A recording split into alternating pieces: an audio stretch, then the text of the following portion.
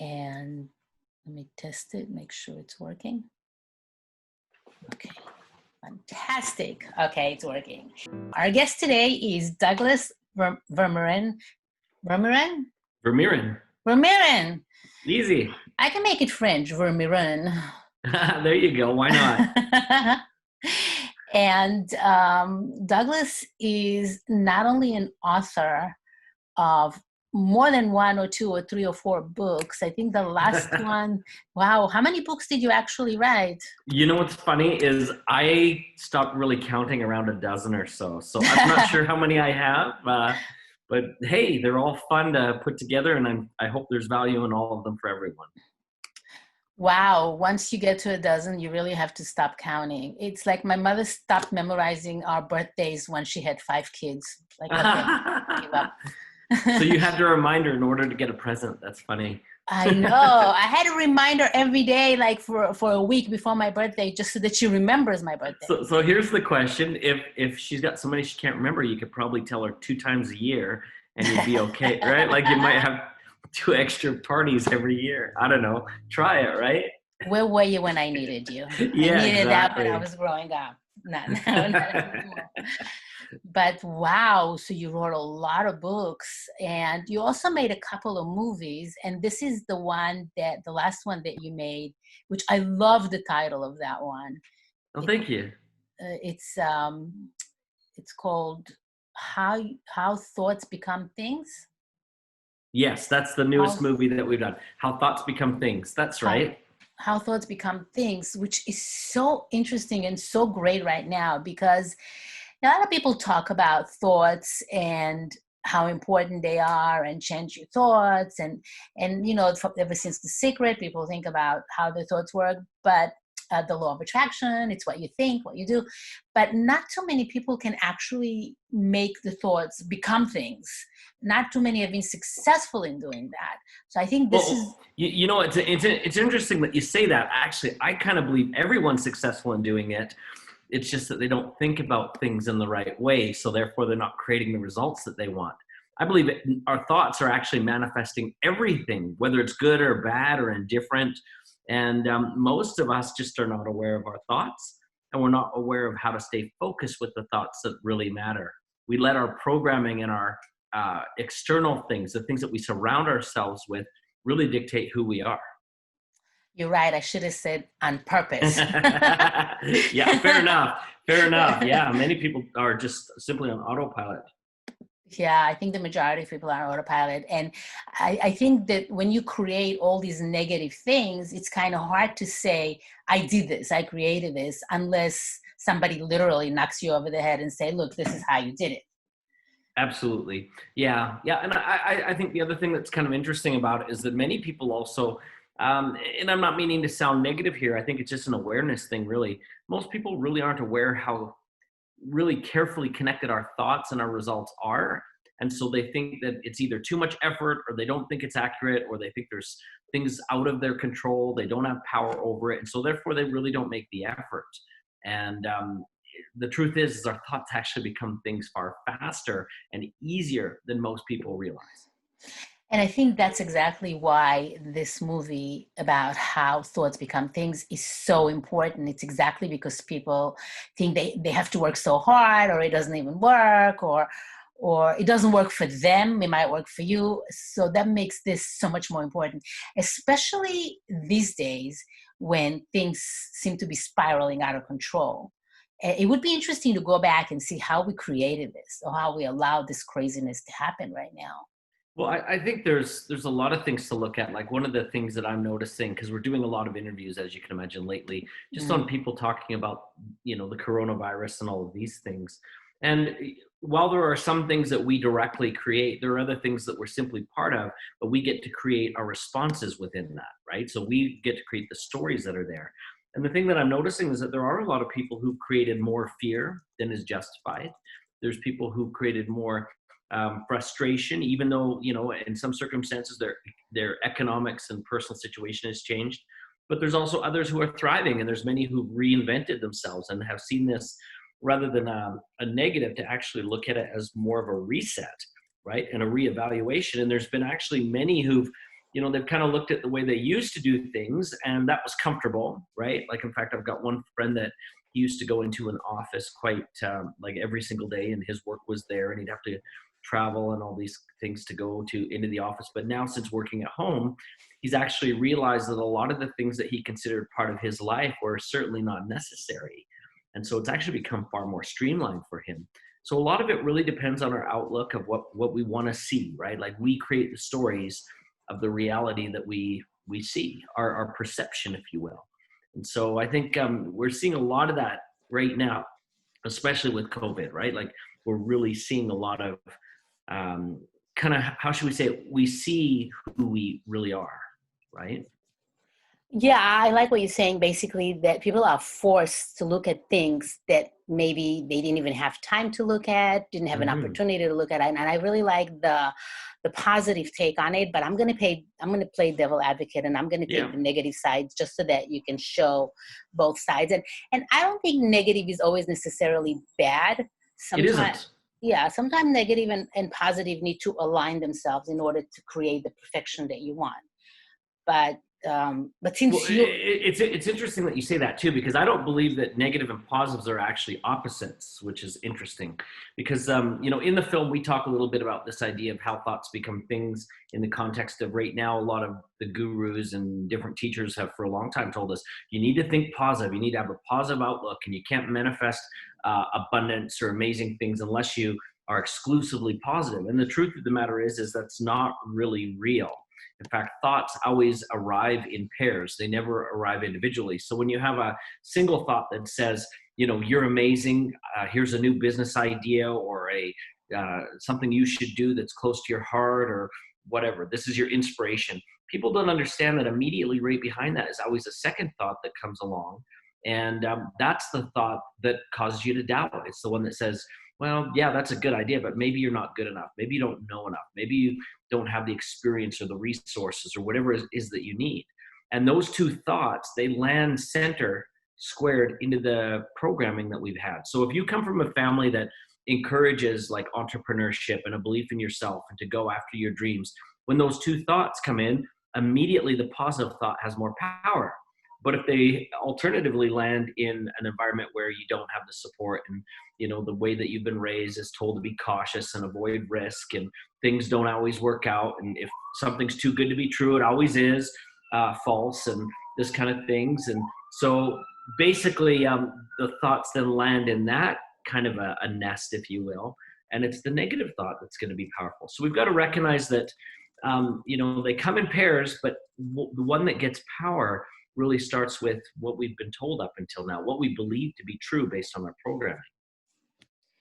I love that you said that. And I don't know if it's a coincidence, but somebody just gave me a book 2 days ago called Chasing the Shadow by Debbie Ford, not Betty Ford. A girl And named there's a movie on that too, and it's one of my favorite movies. It's called The Shadow Effect.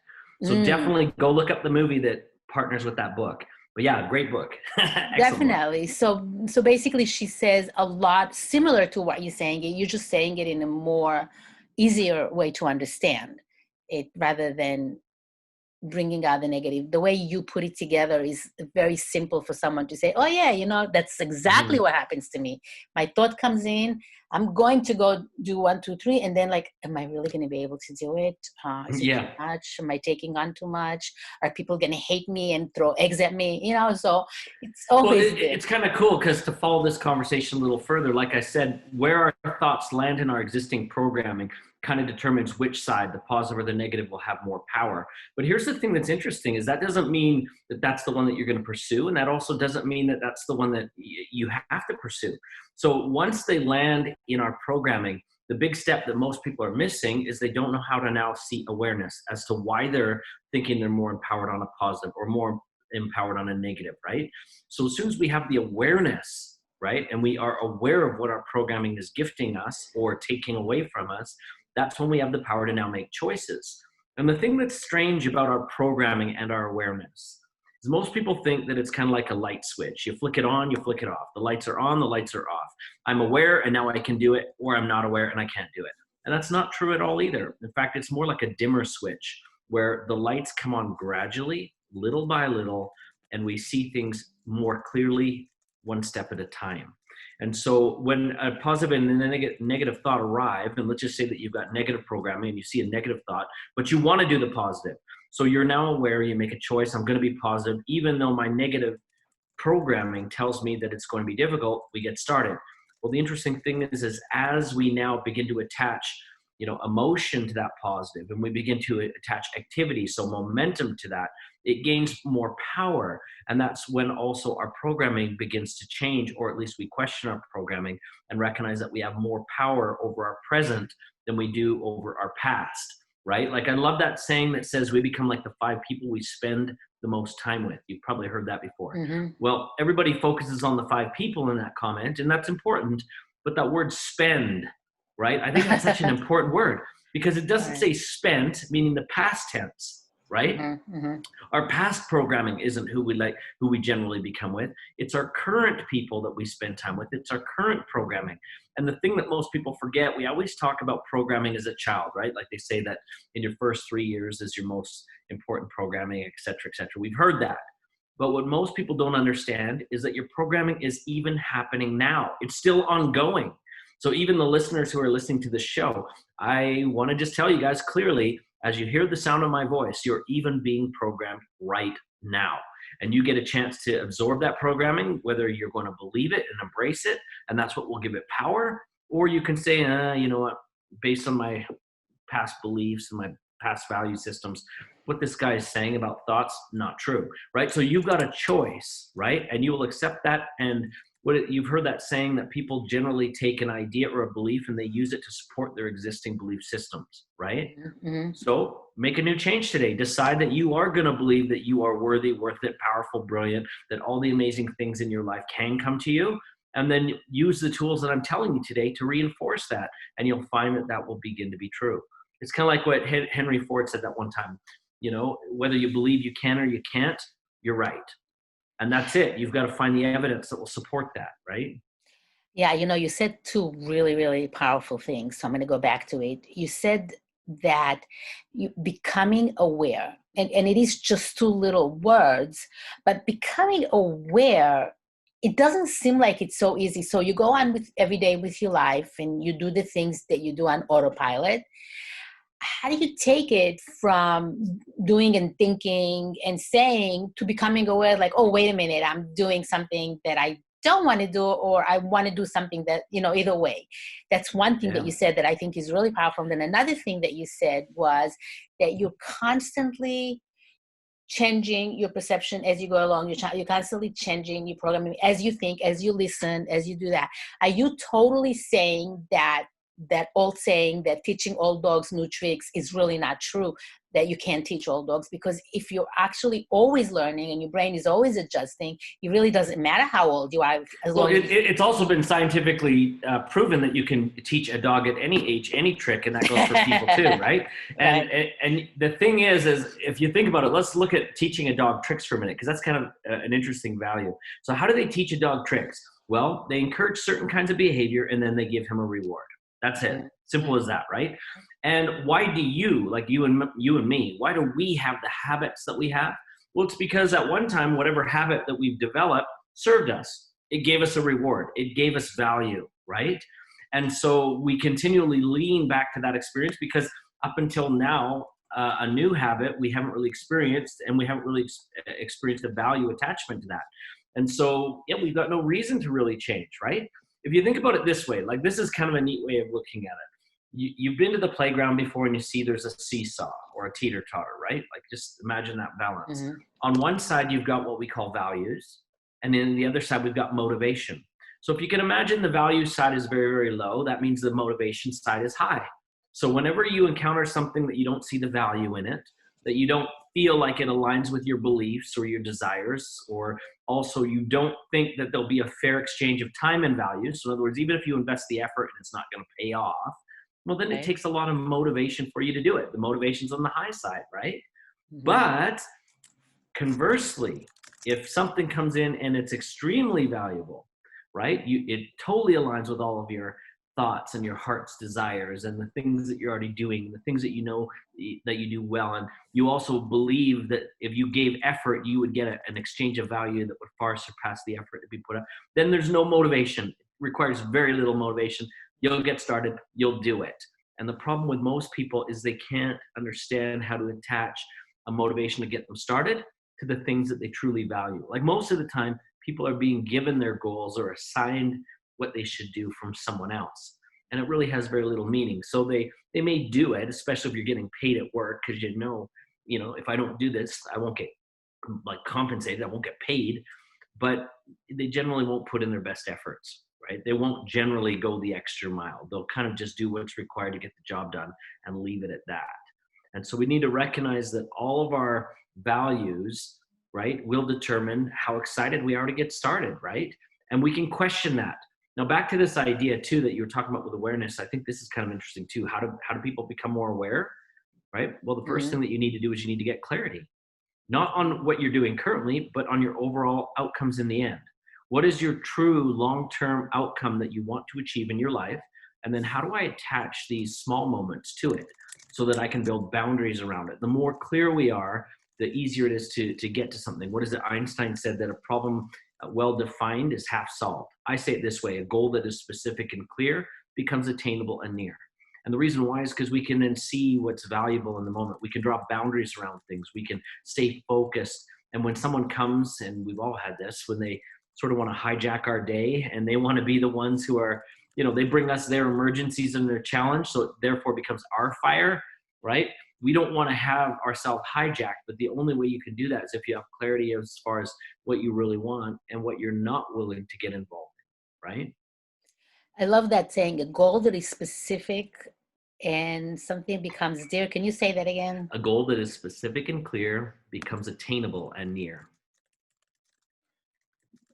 And you touched on something that is like something I could talk about for 10 hours, which is really what stands behind procrastination.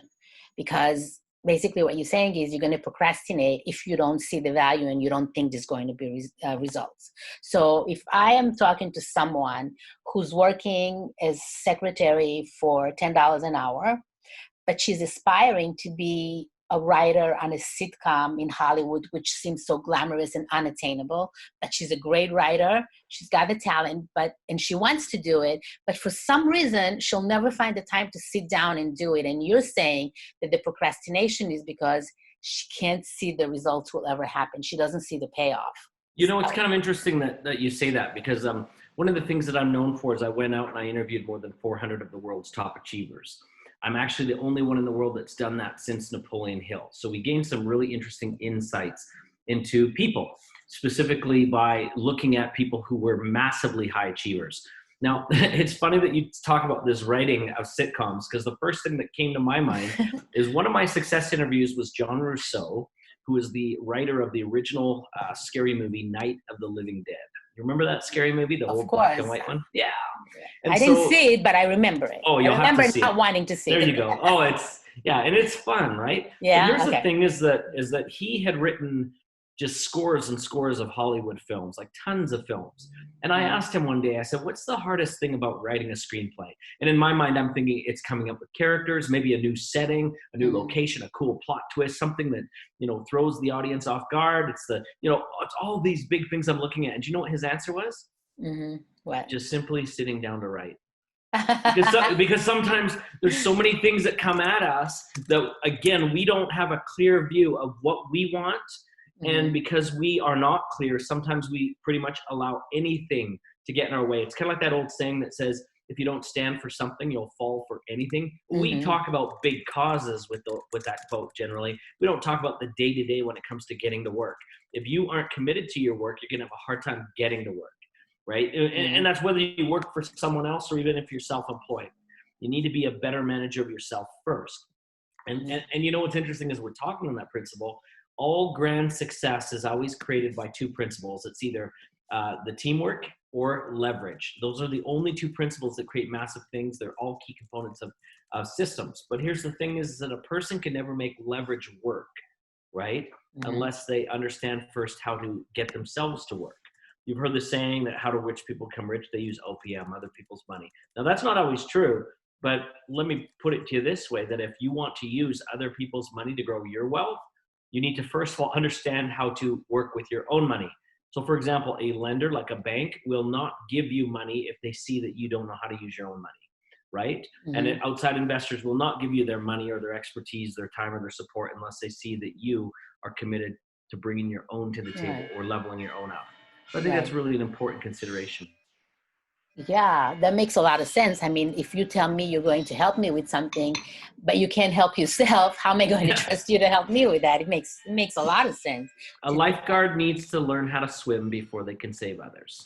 or teach others how to swim. Of Certainly true. course, yeah. So that's common sense, but people don't understand that it's common sense. They think that, yeah, that's so powerful. And I talk to so many people that want to be so helpful and want to help other people do things, and you look and you say, have you done it for yourself? And they're like, no. Well, how are you going to help someone else if you don't do it for yourself?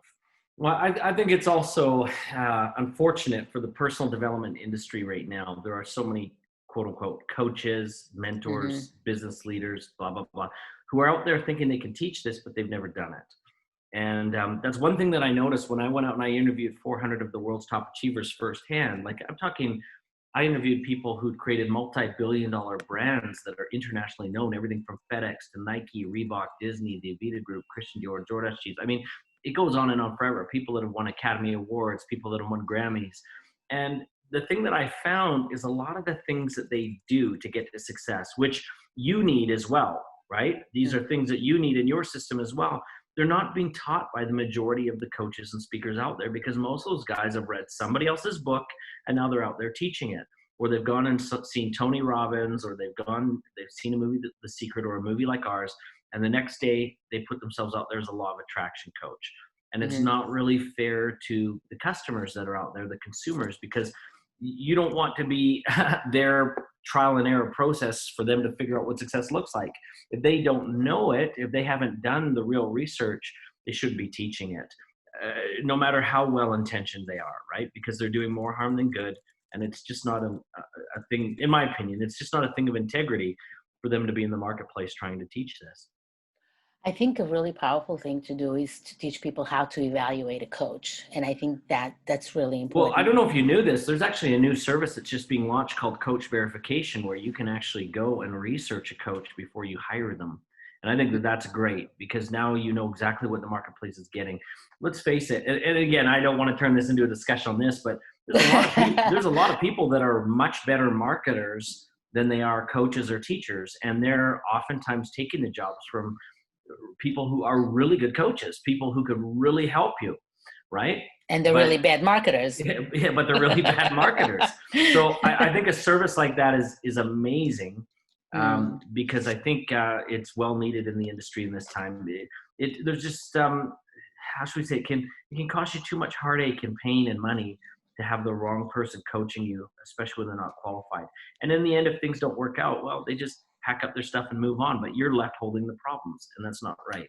So Yeah, you do need to and be you're very right. careful. And you're right. We can talk about that for a really long time, but I really don't want to go there. I really think we should talk about your Another day. movie. Another Yeah, day. yeah, for sure. I want to talk about your movie. I want to talk about what you're doing now. It's really exciting and it's also really powerful. But before I go on, and I'm kind of stuck on something that we said before, I want to talk a little bit about yourself, about how did you get here? Where did you come from? What do you think has led you to be able to really approach all these powerful people and do all that? Mhm. Because it takes a process. I know that. It has. That's definitely true. Well, for me, the journey was really simple. Like I didn't really know anything about personal development or anything as a young man growing up. My parents didn't, have that kind of a background. My father worked in construction. My mom babysat kids in the home. They told me basically go to school, learn so that you can get a good job, etc. Well, the truth is I didn't do well in school, and the rat race was not appealing to me. And so I was trying to make money trading time for money, of course, and I wasn't doing very well at that. So I had someone give me the book Think and Grow Rich, suggesting that that would change my life. And it did in two major ways. One, it gave me a stronger belief in myself. And then secondly, I decided I wanted to do what Napoleon Hill had done and simply go out and start interviewing and learning from high level achievers. And so as a 19-year-old, I went out and over time, I got to more than 400 of the world's top achievers. Like I mentioned, some of the biggest businesses and individuals that you know around the world. And I had several of them actually mentor me and take me under their wing. And I was very successful in my first 6 months. I did $1.6 million. Wow. And yeah, it's about $9,000 a day for those of you doing the math. And I've never looked back. And so the thing that was interesting is, again, I still had no interest or desire or knowledge about personal development. I just, was now interviewing these top achievers. But what happened is I now have people coming up to me saying, hey, we've got an event coming up. We're looking for a keynote speaker. Would you come and tell us what, for example, Richard Branson told you? Or will you come up and tell us about, what so-and-so told you or whatever? And, I started speaking, and I actually really enjoyed the ability to teach things that I had learned from the top achievers. And it was even more exciting when I began to see the results that they were having in people's lives. And like I said, it was disappointing to see that there were so many other coaches and speakers that were out there that were not teaching the accurate ideas around how to get to true success. And so I just fell in love with the industry and started doing that. And then for me, what was interesting is in 2008, I decided to make a movie called The Opus. That was our first one, and we had many of the top thought leaders in it. Random House picked it up, and they did it as a book into 23 languages worldwide. Wow. And then I decided I enjoyed making the movie so much, let's go do another one. And there was one big principle that was missing from a lot of the success materials I had studied that all the top achievers were practicing, and that was the principle of gratitude. So Mm-hmm. our second movie became The Gratitude Experiment, and I explored into the power of gratitude and scientifically how gratitude can support and help people. Then we did a third movie called The Treasure Map, which focused Mm-hmm. on money, because a lot of people want to learn how to make more money. And I brought in some really incredible experts on that. But as I thought about it all, everything, it was so, I guess, clear to me on how everything really came back to our thoughts, whether it's having, more money, better relationships, better health, better connection to even feelings of self-worth and self-esteem. And how do we, dial into our greatest self, and everything comes down to thought. And so I decided that needed to be the next movie. And I think this is our very best movie by far. And the results it's getting are astounding. It's funny, I'm getting emails now every day from people, especially in this COVID situation, who've been able to use our movie and literally change their life and escape some of the challenges that they've been experiencing, not only because of, a loss of paycheck or other things, but just so many things that they had struggled with, even things that now that, let's be honest, it's a time of stillness for many people. So they're kind of retreating back into their own programming and looking at what's worked for them and what hasn't worked, and how could their life have been different or better. And, as people have approached kind of this idea of, really thinking through things, some have discovered some things that they didn't really care for, right? Some things that they didn't Mm-hmm. really like. And so the movie is really helping them to unfold some of these things in a more powerful way. Hmm. Yeah, a lot of stuff going on now. But one of the things that you said, which I think is important, people want to plan and define what they want to do. But you said that you were 19, you basically started interviewing people, you decided and you started interviewing people, and then you had an offer to do something that you couldn't possibly have planned because at 19 you may not have even know it existed. And all this I time they didn't. come to you and ask you to speak. So how do you plan something that you don't know exists? You can't. So how does that Well, work? well, I think it's kind of interesting, and that's a pretty cool question. You're right. There's a lot of things that occur in life that we cannot plan for, right? Hmm. But I think if we set our intentions, and also like we're talking about this being clear and specific of where we would like to go in our life, you'd be surprised at what shows up for you.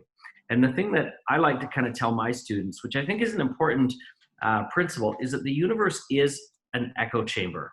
What do I mean by that? Well, how we show up determines what shows up for us. So if we show up with hesitation, with fear, with a feeling of lack or scarcity, or we feel, show up with criticism or competition or any of these things, that's what shows up for us.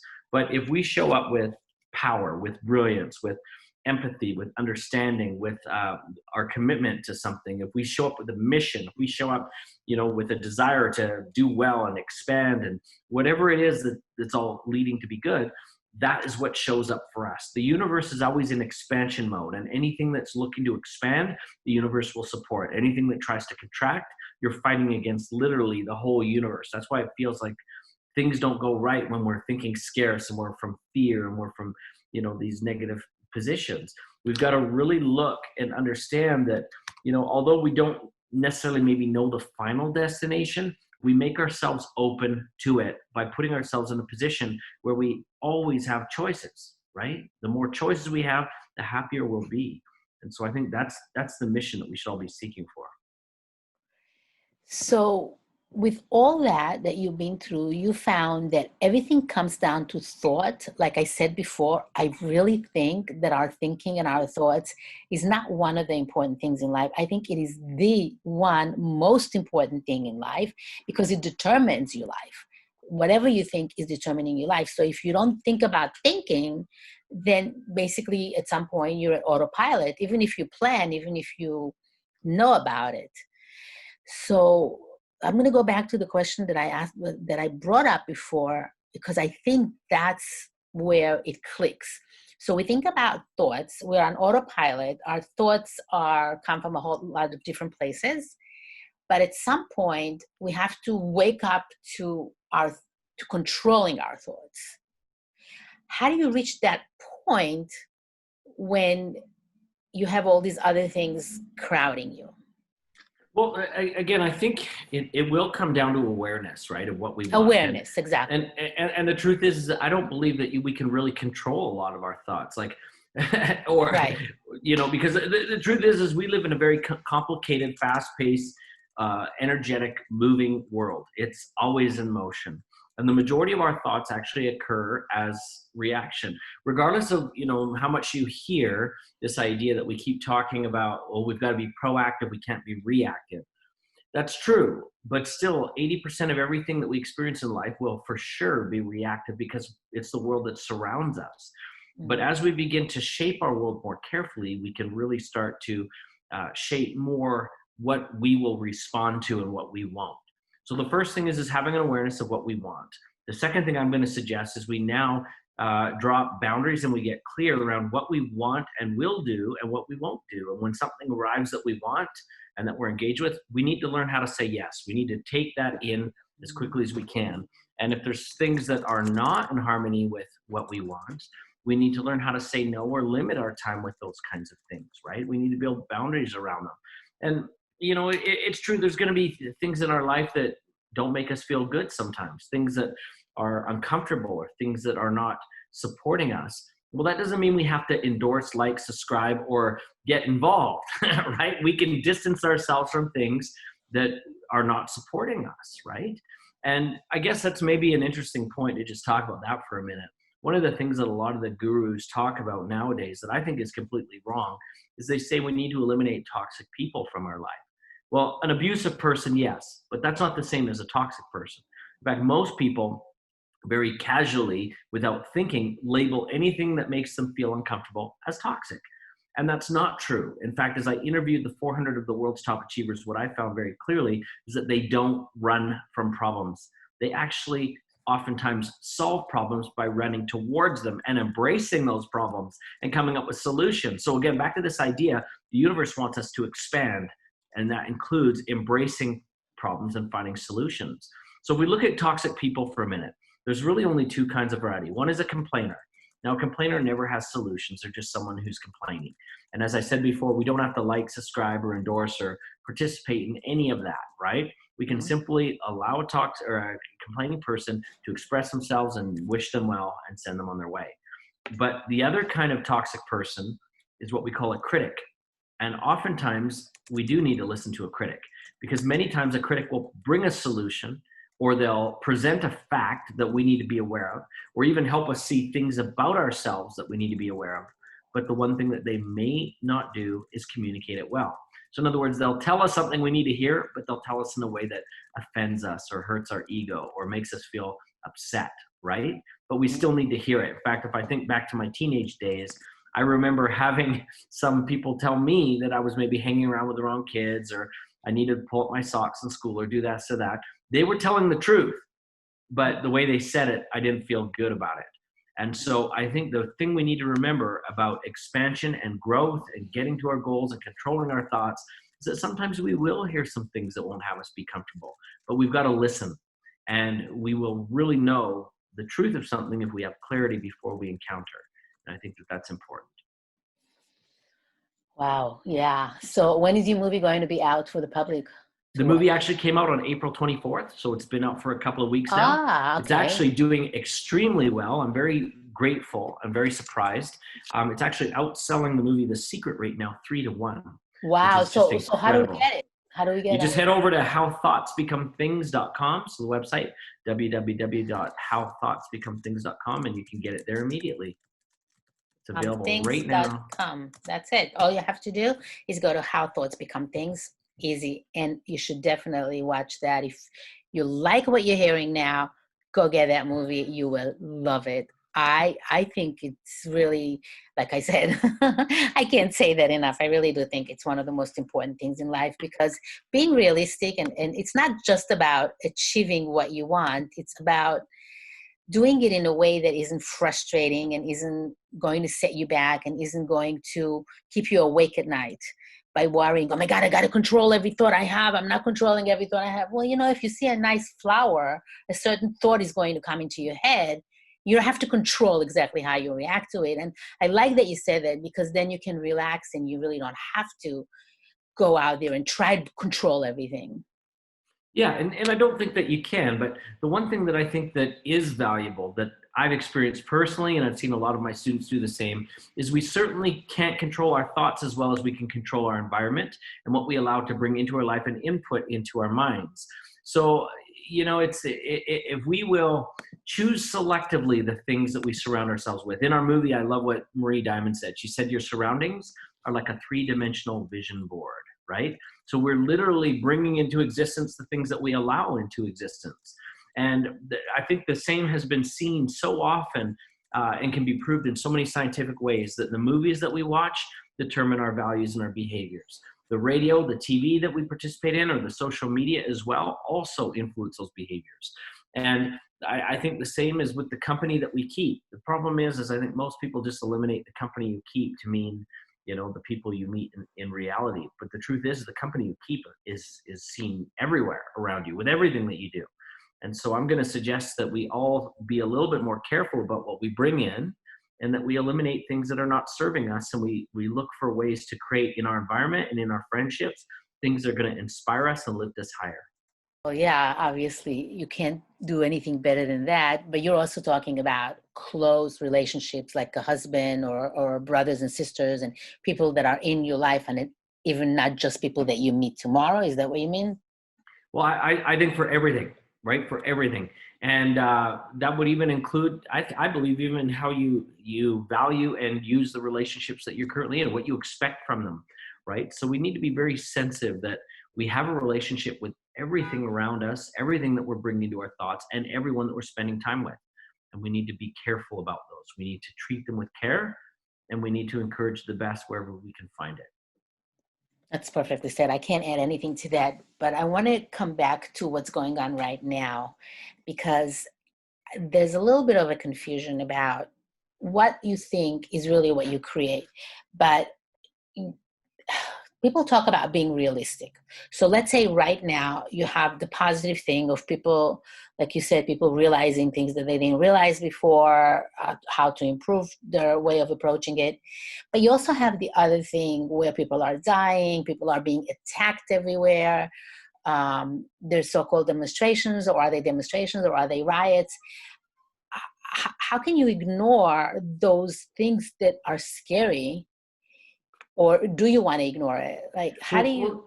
That's an interesting question too, because we talk about fear in the movie, right? In fact, one Mhm. of the speakers really addressed and used an example of a fear of spiders. But let me share with you something interesting that did occur. Like I said, I'm getting letters all the time now from people who've seen Mhm. the movie and had an experience with it. And one of my favorite letters that I received was from an 11-year-old boy. Oh And my God. this 11-year-old boy, he wrote to me, and he basically said, You know, I'm so grateful for this part in the film on fear.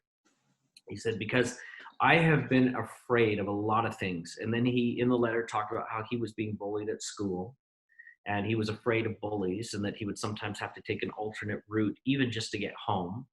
And then he was still afraid that they might discover where he'd gone and they would track him down, right? They would find him. He also talked about in school how there were things that he didn't understand. And he was fearful because so many kids nowadays are being told they have a learning disability. He was afraid that maybe he was in that category, but he had no way of finding out. He had no way to know, but he feared maybe I am stupid. Maybe I'm a fool. Maybe I have a learning disability or something beyond my control. And he was really hard on himself. And my heart just broke because I have a learning disability. Then he also talked about, and I'm also concerned about my future in terms of, I don't know what I want to do in my life with a career or a job. And everyone around me seems to be kind of leaning on me to have an answer. And then he expressed what I felt was probably the scariest fear. He goes, and now, right now, with what's going on with COVID virus, he said, you know, right now, most of the dialogue that's out there has been directed towards adults. You know, you guys are out of work. Here's what your government's doing. Stay at home, you know, stay clean, blah, blah, blah. He goes, no one's really had a conversation yet with us kids about what's going on. And as I observe the adults around me, it seems like everyone is afraid. And I don't know how to respond when those that I trust and care about and I'm leaning to for my support are afraid. And I thought that that's just powerful. And then he expressed, and I thought this was the important part, he said in the conclusion, he goes, when I saw the film, actually, the thing that really brought me comfort is to know that it's okay to be afraid. And then the strategies that we use within the film of how to identify and overcome your fears or use your fears to serve you.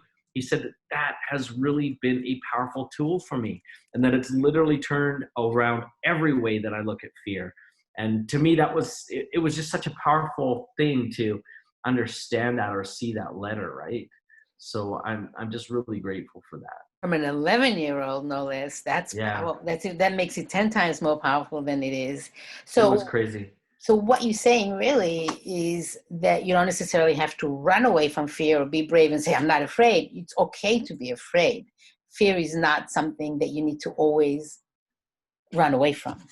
Well, it's not even that it's okay, it's normal, right? It's It's normal. normal. So it's not even something where you need to say, oh, I need to give myself permission to be afraid. No, you are afraid, right? We all have fear to some capacity. But the difference is now we need to start understanding how fear really dictates our outcomes.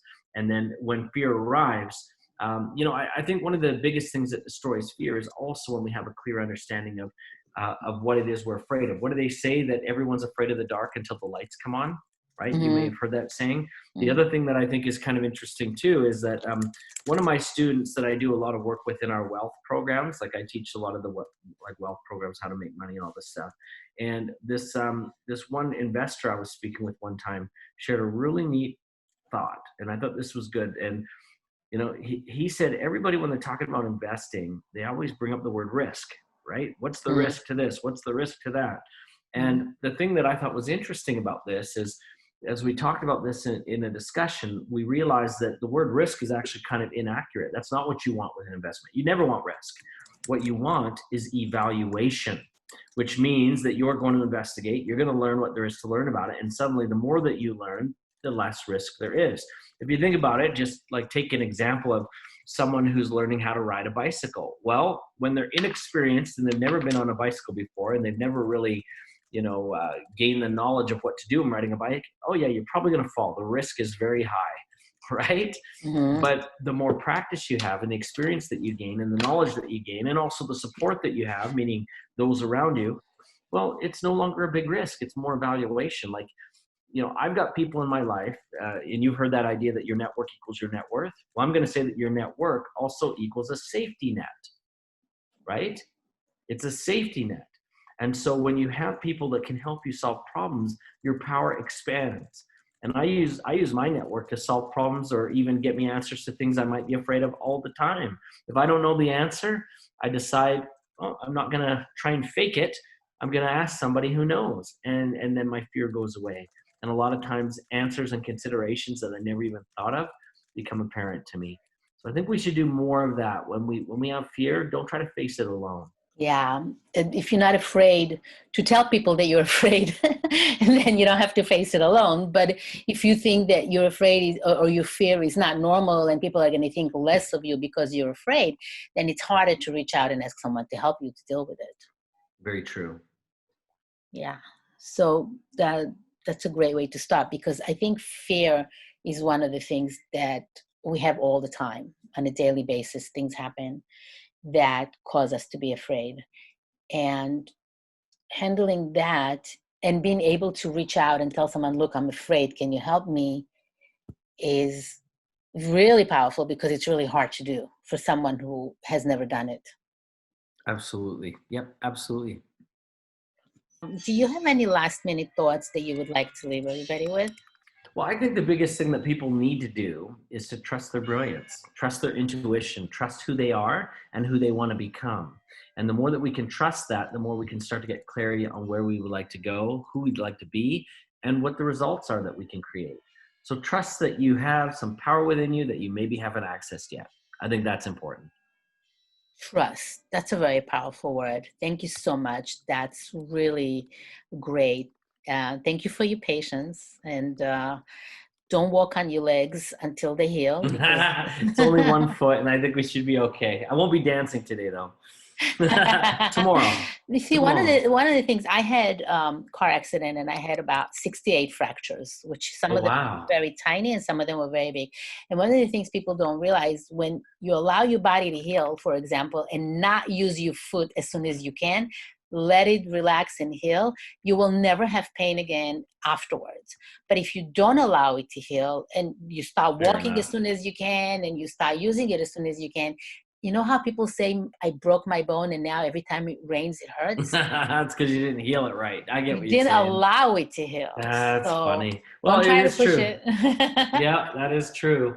Well, thank goodness I don't have a lot of places to go lately, just because we're not traveling and things. So hopefully we can heal fine. And I'll just have to slow down, be a little more careful on my motorbike next time. Well, yeah, I think you'll be fine. Thank you so much. Have a wonderful day. Enjoy it. Appreciate it. And I will definitely be in touch with you to see how everything is working out. Thank you. I look forward to chatting again soon. Thank you. Bye bye.